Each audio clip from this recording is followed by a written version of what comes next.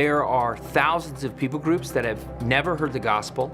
They will never hear the gospel unless someone goes to them, learns their language for the very first time, and shares the good news of Jesus Christ with them.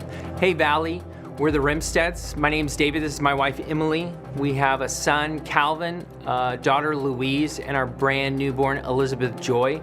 We're currently serving in the country of Papua New Guinea, specifically among the Malayali people. God was extremely gracious to allow us to be a part of his big mission of going to find one of those groups who had not yet heard the gospel of Jesus Christ yet.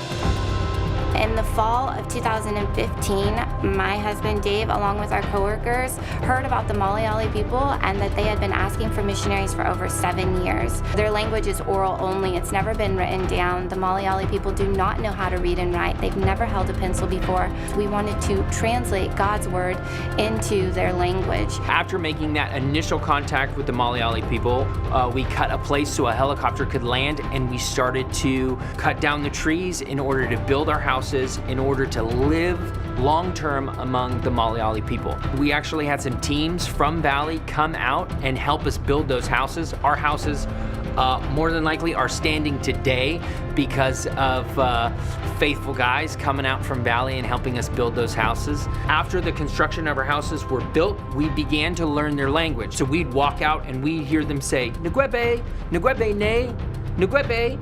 And we'd say, okay, we need to write that down. So we started to write words down, and then weeks to months, we started to write sentences down, which turned into paragraphs, which turned into stories. And really, we have arrived at fluency. We have successfully learned their language, and we have learned their culture, while simultaneously building trust and relationships with the Malayali people. I remember one day hiking with my friend Kali. When you're going through the jungle, a lot of times there's tree bridges that have been cut down, trees that have been cut down, and you have to walk across them. Sometimes they're only like 4 feet off the ground, other times they're about like 20 feet off the ground. I was terrified of those tree bridges. Well, Kali noticed this after a while, and so every time we would come to the tree bridge, she would come and hold my hand and help me get to the other side.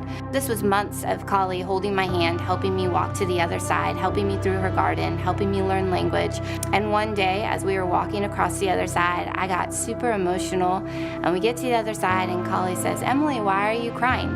And I told her, Kali, for so many months, now years, you have been teaching me your language and teaching me about your life, but there's gonna come a day where we're gonna switch, and I'm gonna hold your hand, and I'm gonna teach you God's talk, and I'm gonna teach you how to read and write in your language, and I cannot wait for that day. One of my very best friends, I remember this clear as day, in the very beginning of language learning, we had to go and take care of some medical problems, and so a helicopter had landed. I'm in my office with my best friend, and he looks at me and he says, David, can you just share with me the message that you've come to bring us? And I look at him and I say, man, I can't share with you the message yet. He says, but David, what if you don't come back and I can't hear this message? And I'm like, man, we're gonna come back. Don't worry, we're gonna come back. And he gets up and says, what if I die and I haven't heard the message? And it was so hard in that moment, because at that point we were still learning their language. How were we going to say love? They don't have a word for that. How are we going to teach them about forgiveness? They don't have a word for that either. Fast forward, we're in this new season of translating these portions. We are looking at Luke chapter 24, the resurrection of Jesus. Eric's sitting right next to me, and we're looking at the passage together. The ladies are at the tomb, and the angels are there, and they say, why are you looking for someone who's alive among the dead? And Eric slaps the table, and he whistles, and he says, yes, Jesus can't be dead, because he says he is the resurrection and the life.